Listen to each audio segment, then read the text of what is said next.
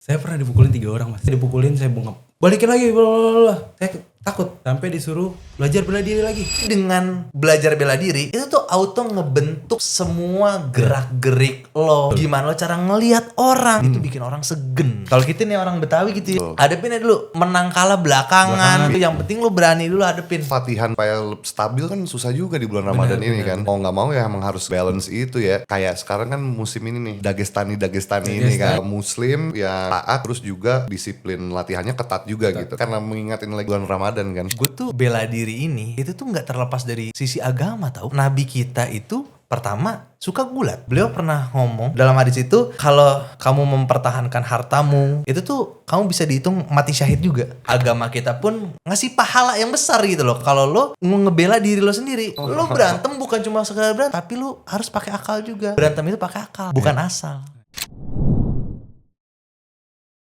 Jadi kan kalau misalkan kayak gue lihat kontennya Pinter Berantem itu kan kekerasan gitu kan. Tapi kita harus juga mengenal nih orang di balik kekerasan tersebut kan. Jadi kan ada Bang Farhan sama Bang Kavi nih kan. Nah kok gue pengen nanya nih, kembali lagi sama tadi ya persiapan pertandingan bulan April nih. Bang Kavi jadi ini di cornerin berarti ya? Cornering. Sebenarnya bukan cornering sih, saya nonton nanti. Karena corneringnya udah ada. Udah ada, oke. Dan persiapannya apa aja sih tim Pinter Berantem untuk menghadapi matchnya Bang Farhan nanti di One Pride? Kalau gue kan belum tanding ya. Kalau yang tadi kan Farhan nih. Gue sama Farhan itu latihan kita biasanya jogging, biasanya. Jogging habis itu kita padding di rumah. Karena kita udah punya alat-alat buat padding juga di rumah gitu. Jadi dikit-dikit kita latihan di rumah. Nanti kita latihan di ada HOC juga ya. House of tempat itu juga. Terus kalau misalkan lagi bulan Ramadan gini, gimana tuh latihan? Ntar kan ada muscle-nya turun lah karena puasa. Harus nggak bisa maksimal mungkin latihan karena ya kan kita nggak bisa minum kali ya kan. Iya. Gimana jadi, tuh Bang Farhan? Gue kayaknya akan menerapkan cara gue zaman dulu gue SMP. Jadi zaman SMP itu dulu gue pas bulan puasa, gue mau latihan silat atau gue olahraga yang lain, itu pasti gue di pas jam-jam buka puasa. Pengen buka puasa tuh. Iya, mepet buka puasa. Gue latihannya. Ini juga baru gue omongin sama salah satu pelatih gue di House of Caesar. Gue bilang, ntar kita latihannya gimana ya? Karena kebetulan di salah satu camp yang gue latihan ini sebelahnya tuh masjid. Yang dimana pasti terawih nih dia nih kan. Pas malam-malam kan. Masa sih etis banget tuh orang dia terawih kita teriak-teriakan di sini kan nggak etis dong ya kan. Nggak enak juga. Ya disamperin warga. Bukan Pinter Berantem malah nyari berantem nih namanya. Nah jadi gue bilang sama dia, gini aja kali ya Mas, kita pas ambil jam 6 nih. Kan sekarang maghrib jam 6:30 ya. Jadi kita latihan jam 6. Jam 6 itu kita fisik dulu lah sampai 6:30, buka puasa dan lain-lain. Baru kita tampol-tampolan lah di situ. Kayak gitu. Jadi kita ngambil momen sebelum buka puasa dan juga sebelum terawih. Gitu. Jadi pas terawih mulai kita berhenti. Udah kelar kayak gitu. Iya. Gitu. Karena kan gimana ya ngatur pola makan sama latihan supaya stabil kan susah juga di bulan Ramadan ini kan. Benar. Ya mau nggak mau ya emang harus ngebalance itu ya.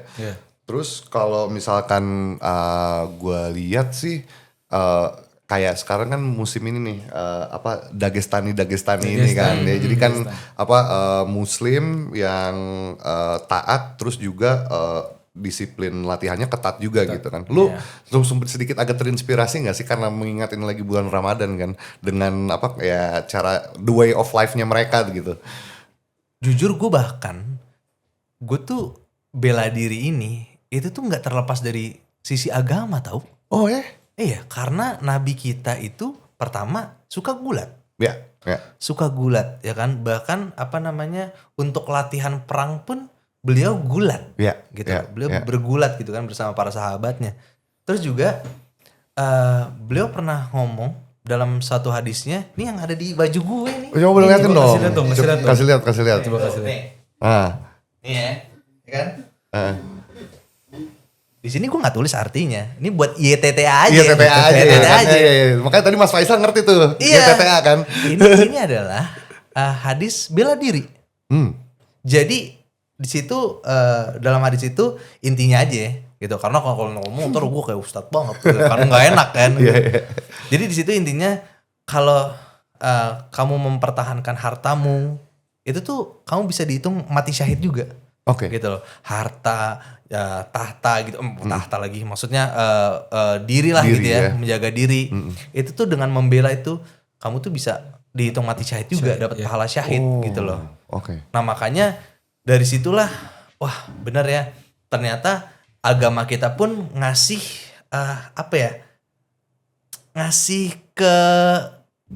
ngasih pahala yang besar gitu loh. Kalau lo ngebela diri lo sendiri, bukan lo malah nyerah. Oh udah bunuh gue tuh suku dah tak.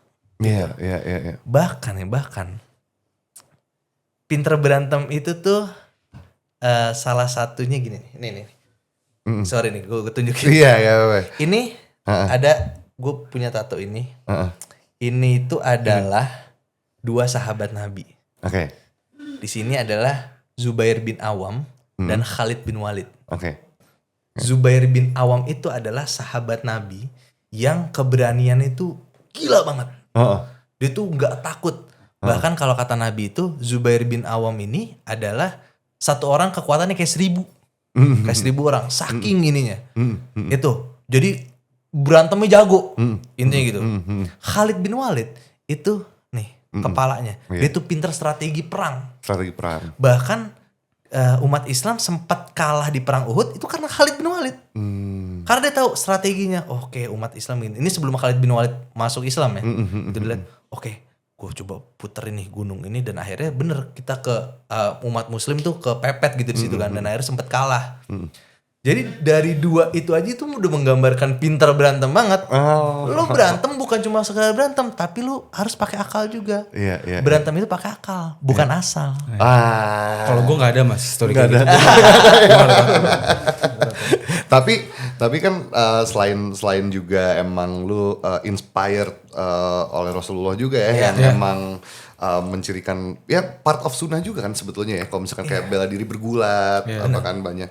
Tapi gue boleh cerita nggak? Mungkin ada memori tersendiri nggak sih di masing-masing lu semua nih tentang bagaimana pentingnya ngejaga diri lu, badan lu gitu, ngejaga badan lu dari ya tempaan apapun ya gitu.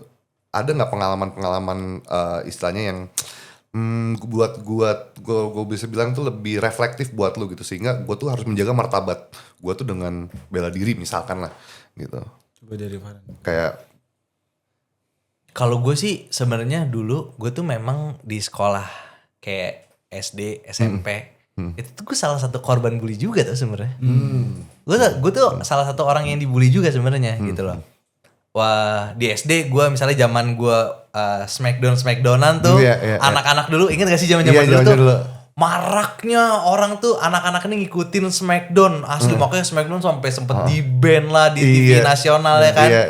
Nah, gue tuh salah satu korbannya sebenarnya karena gue tuh dulu punya badan yang kecil segala macem.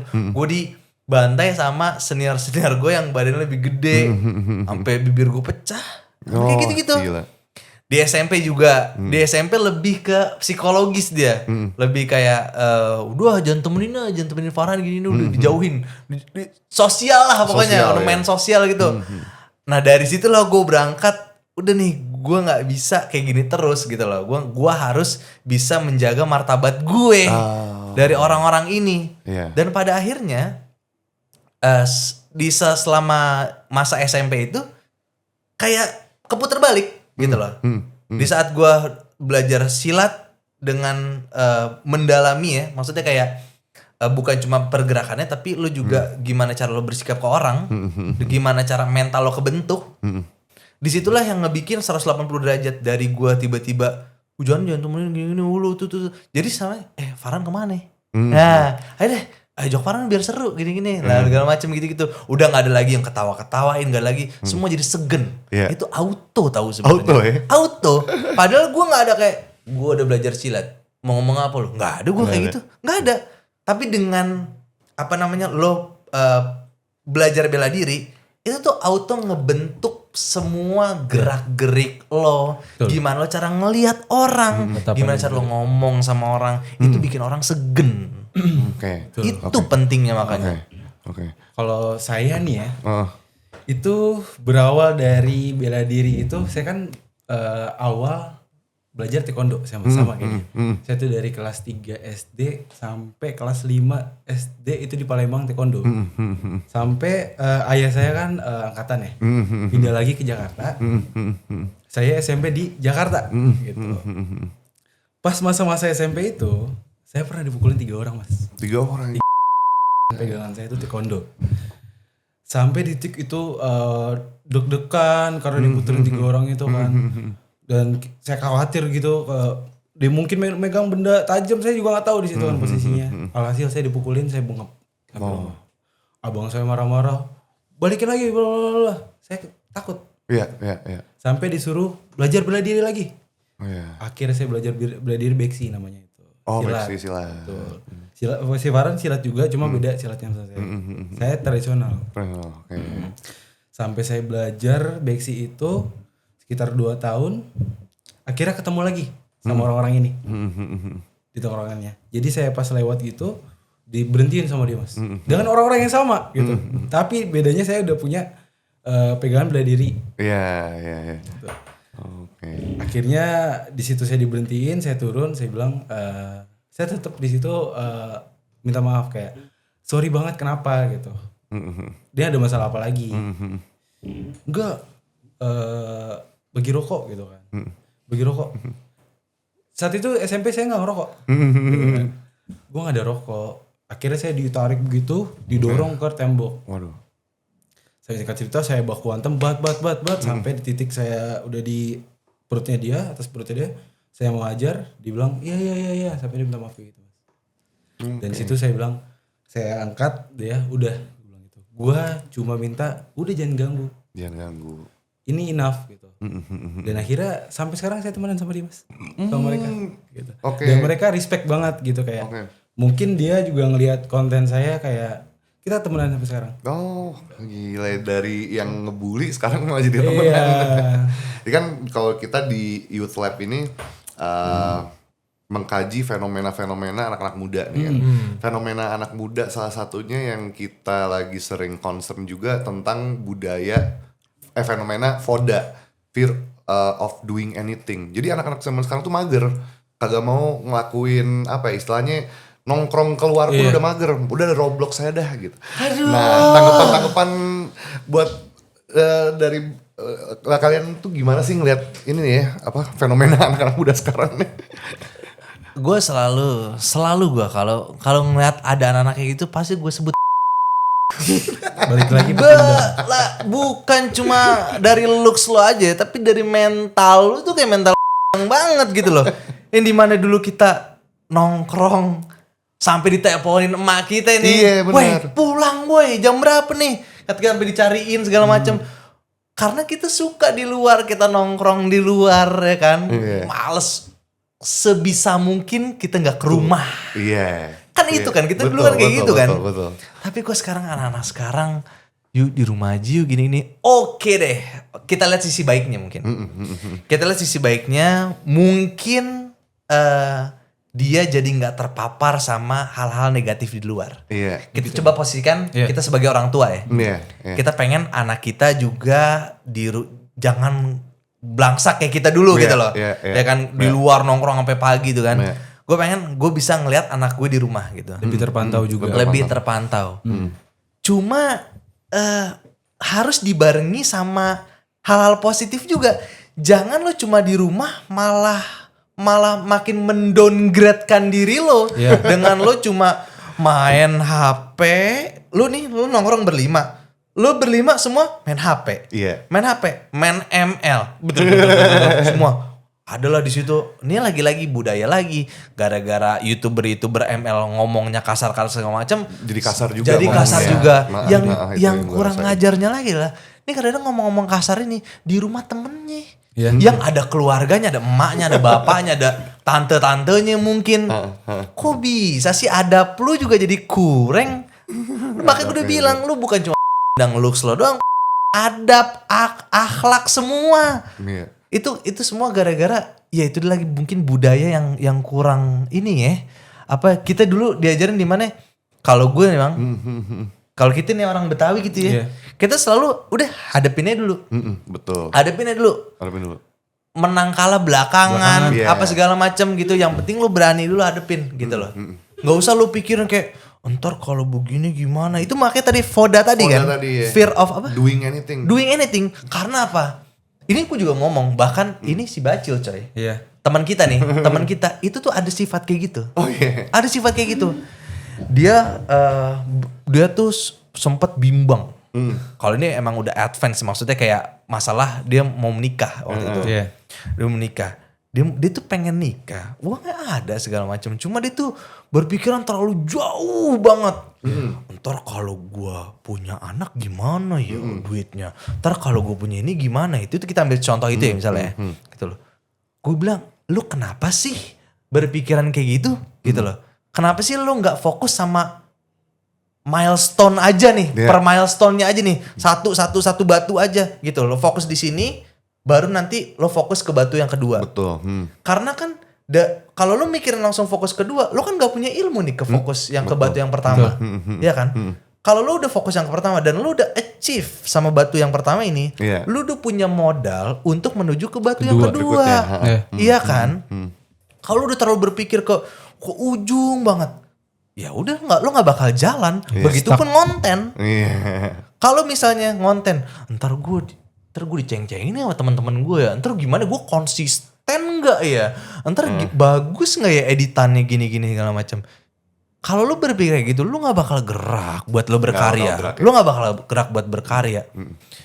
Pinter berantem, itu tuh semua itu tuh apa namanya berevolusi lah gitu loh. Kita berkembang. Konten pertama kali konten kita itu editannya gak sebagus yang sekarang. Mungkin YouTube juga begitu, iya kan? Betul. Kita YouTube dari tahun 2009 sampai sekarang, itu kan pasti berkembang dong. Betul. Gak mungkin kan perkembangan yang sekarang nih, kamera bagus segala macam, itu ada di 2009? Nggak ada dong. Nah, itulah makanya nih guys, para generasi-generasi adik-adikku, yuk berani untuk mulai aja dulu. Iya. Mulai aja dulu. Gak usah pikirin gimana APKT orang gini-gini. Belakangan. Lo akan bisa menghadapi itu kalau lo udah mulai. Kalau lo belum mulai, lo gak bakal bisa ngejawab-jawab itu. Catet. Nah itu harus dicatat. Udah tuh. Itu adalah bagian juga menghadapi masalah itu bagian dari pendewasaan sih sebenarnya kan. Gimana caranya kita bisa grow up itu kan mengalami pengalaman-pengalaman yang gak enak, tapi akhirnya kita bisa ngelewatin itu dengan baik. Belajar, kan. Cuman yang anak-anak sekarang tuh juga ya gue dalamin sama anak-anak tuh ada fenomena incel juga. Apa tuh? Fenomena incel tuh jadi kayak gini, involuntary celibates itu ya tadi kan gara-gara mereka FOMO, FODA, interaksinya banyak di ruang digital gitu, sampai akhirnya mereka ceweknya aja itu kartun yang ada di ini. Ya di digital gitu. Jadi mereka misalkan kayak mengidolakan siapa gitu, Tsunade gitu. Oh itu pacar gue Tsunade dah gitu. Nah incel ini sekarang lagi berkembang banget. Nah coba deh tanggapannya gimana dah tuh dari Bang, lo nih mungkin gue nggak tahu ini boleh diomongin apa enggak. Tapi ntar ini boleh lah bang editor kalau misalnya mau di-cut lah terserah lah. Jadi ini lo tau gak sih fenomena orang yang nekrofilia? Nekrofilia itu yang mana ya? Nekrofilia itu orang yang suka fantasinya sama mayat. Oh, oke. Itu namanya nekrofilia. Jadi setelah gua kulik-kulik tentang nekrofilia ini, kenapa dia ke orang-orang mayat-mayat ini, dia berfantasi itu, dia bahkan bisa bersetubuh dengan itu, karena mereka nggak bisa menolak. Gak bisa menolak. Karena si mayat kan gak bisa nolak. Oh, iya. Mau dipegang-pegang kan gak bisa nolak kan. Iya kan. Jadi dia tuh dia mentalnya adalah gue gak bisa ditolak. Gue gak bisa menerima penolakan. Ya. Jadi gue ke sesuatu yang gak bisa nolak gue. Gue mau pegang apa segala macam, dia gak bisa nolak gue. Gue takutnya khawatir sekali sama orang-orang yang kayak gitu. takutnya ujungnya bisa kesana. Arahnya. Kan dia sama anime segala macam, dia kan gak bisa nolak gue. Iya Itu benar. fantasi. Iya kan? Fantasi. Lo kan gak bisa nolak gue. Gue mau ngomong ini ke lo pasti gue bisa bikin lo seneng aja apa semua kata-kata apa yang gue kasih. Ya kan? Gue khawatirnya ujungnya ke situ. Iya. Ngeri loh. Soalnya yang gua lihat yang terakhir juga udah lumayan banyak orang-orang yang eksibisionis juga tuh. Yang mohon maaf nih di Transjakarta tuh yang cewek-cewek iya, pernah itu itu. benar. Nah itu Iya. buat apa teman-teman dari Pinter Berantem ada nggak sih kayak ya apa tanggapan lah ya mungkin ngelihat yang fenomena kayak begini nih apa sih kita nih lagi di situasi yang kurang mengenakan buat diri kita gitu, gak safe ya kan, makanya kan again bela diri kan akhirnya jadi salah satu inilah ya, salah satu ilmu yang perlu di dalamin saat-saat ini gitu. Nah tanggapan kalian gimana sih sekarang ngeliat orang-orang pelecehan-pelecehan begitu, nekrofilia segala macam? Iya, itu menurut gua itu adalah gongnya dari orang-orang yang kurang bersosialisasi sebenarnya. Nah, Lagi-lagi ini bersangkutan sekali sama orang-orang yang punya pacar anime, yang punya ini, yang dia kehidupan realnya kurang. Dia kurang berkomunikasi. Bang Asel, gue itu adalah sarjana komunikasi kebetulan. Iya. Okay. Jadi gue sangat belajar sekali tentang komunikasi ini. Betul. Ternyata komunikasi ini tuh penting loh untuk segala aspek kehidupan lo sebenarnya gitu loh. Bagaimana lo bersosial sama orang, bagaimana lo berkomunikasi sama diri lo sendiri. Betul. Nah, buat orang-orang yang suka ya kan, segala macam, itu menurut gue adalah gongnya orang-orang yang takut untuk bersosialisasi. Dia nggak punya kemampuan untuk ngobrol sama perempuan. Dia makanya melakukan itu secara diam-diam, ya kan? Iya. Dia nggak ada temen yang bisa menasehati dia ini baik atau buruk. Iya, betul. Jadi dia nggak ada gambaran itu, gitu loh. Betul. Makanya yang dia pikirin dalam diri sendiri lah, yang penting itu kepuasan buat gue. Oke. Gue nggak peduli karena orang pun nggak ada yang peduli juga sama gue. Karena orang nggak ada yang peduli sama gue mau ngelakuin apapun, yang penting gue seneng, terserah gue. Gitu kan. Diincer lah orang-orang lemah nih, ya kan. Orang-orang yang benar-benar nggak bisa ngelawan lagi-lagi, ya kan. Orang-orang yang nggak ada perlawanan, nggak ada ini, dilihat, oh udahlah gue sikat ini, yang penting gue puas. Dia diem, nggak ada ngomong apa-apa, selesai. Orang-orang inilah yang harus kita basmi banget. Dengan cara lagi-lagi lo harus menumbuhkan rasa berani lo. Berani ya. Berani dalam hal apapun. Berani lo ngomong sama orang, berani lo memulai pertemanan sama orang. Ya. Itu akan sangat membantu lo banget gitu. Ya. Makanya dengan belajar bela diri itu adalah membangkitkan rasa berani lo itu. Rasa berani ya. Gitu. Kalau yang kayak pengalamannya Bang Kavi nih waktu pas dibully sama 3 orang kan itu kalau misalkan lu nggak bela diri makanya lu nggak akan berani kan. Tapi pada waktu saat di situ lu ngalamin kejadian yang nggak mengenakan buat lu, respon pertama yang keluar tuh apa? Takut atau pokoknya gue libas dulu deh, gue hajar dulu orang-orangnya deh. Jadi respon yang gue lakuin saat itu adalah gue lawan dulu aja deh. Oh gitu ya? Entah gue masuk rumah sakit atau gue mati terus belakangan. Entaran dulu. Ya, gue lawan dulu deh. Akhirnya gue lawan dan alhasil ya gue bonyok gitu. Tapi gue bangga sama diri gue karena gue berani ngelawan 3 orang loh gitu. Oh iya. Tapi di situ gue ngerasa kayaknya taekwondo gak cukup deh. Oh oke. Akhirnya gue belajar beksi karena gue juga suka bela diri. Jadi akhirnya gue belajar beksi. Itu beksi gitu 6 tahun mas. Belajar beksi. Oh lama. Lumayan lama gue belajar beksi. Nah lihat outputnya adalah yang orang-orang itu jadi temenan lagi kan. Jadi temenan sama dia. lagi, iya. Jadi temenan Iya. karena awalnya apa? Berani itu awalnya itu tuh Itu nyali fondasi itu tuh awal. pondasi Iya, awal. fondasi awal Berani. itu berani sih. Benar-benar. Dan gue kan juga emang konten-konten Pinter Berantem itu emang ngajak netizen untuk supaya jadi berani Iya, sih menghadapi kondisi yang unexpected lah ya gitu ya. Iya. Nah mungkin gue pengen coba nutup pertemuan kita kali ini dengan mungkin sedikit pesan-pesan aja deh buat generasi anak-anak muda nih ya yang yang sekarang sedang mengalami anxiety, takut lah gitu ya. Apa-apa takut, apa-apa dibawa stres. Coba deh mungkin bisa kasih dari masing-masing nih ya, dari Bang Farhan sama Bang Kavi, bisa kasih pesan-pesan gak ya buat anak-anak muda? Kalau dari gue, ayo semuanya produktif. Lu mulai apa yang lu suka, lu jalanin dulu aja. Entah hasilnya baik atau buruk, itu belakangan. Lu mulai dulu aja, lu jalanin apa yang lu suka. Entah lu hobi lu bela diri atau konten, atau yang lain-lain gitu. Lu mulai aja dulu gitu. Dari gue gitu sih. Oke. Dari lu Bang. Kalau dari gua tipsnya adalah yang pertama, coba deh lu berhenti untuk beranggapan seluruh dunia itu ngeliat lu. Ya. Bener juga sih. Coba deh lo coba, ntar kalau begini ntar orang ngomong apa ya gini-gini. Coba berhenti itu dulu. Berhenti itu dulu, baru setelahnya baru mulai sesuatu apa yang lo tekunin. Apa yang lo suka, lo coba berkarya.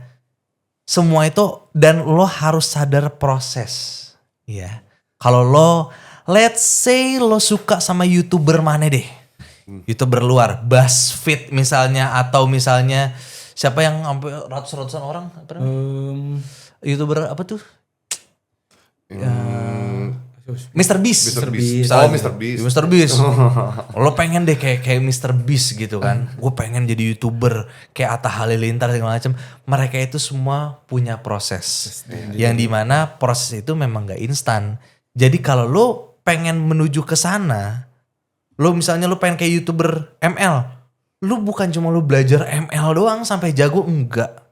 Tapi lo tuh harus belajar gimana cara memanage kontennya, membuat kontennya, gimana lo ngeditnya. Itu kan butuh hard skill dong. Betul. Ya kan. Pintar Berantem itu adalah bagian dari comot gini. Gue punya karya-karya nih, sebelumnya gue pernah bikin short movie, gue anak band juga, gue bikin musik, gue bikin podcast juga, gue dulu anak teater juga. Jadi hard skill tuh gue comot semua yang gue punya, basic itu, dan akhirnya gongnya di Pintar Berantem. Pintar Berantem yang pecah telurnya gue Bang, sebenarnya gitu loh. Jadi semua tuh itu nggak sebentar, itu bertahun-tahun. Ya, gabungan dari semua pengalaman Iya. tadi ya. Iya, Oke. makanya yuk berani dan belajar. Ingat dua hal itu. Lo berani untuk memulai, kalau udah mulai lo belajar jadi yang lebih baik. Itu. Jadi dari gue tambah sedikit ya Mas. Gue mau balik lagi nih soal Pintar Berantem tuh. Awalnya gue itu takut sama kamera Mas. Gue tuh takut. Gue orang yang, gue kayak gue bisa di depan kamera gitu. Sampai Farhan ini buat konten Pintar Berantem ini. Dan gue di situ diajak sama Farhan. Dan dia awalnya juga nggak tahu. Dia nggak tahu gue bisa bela diri.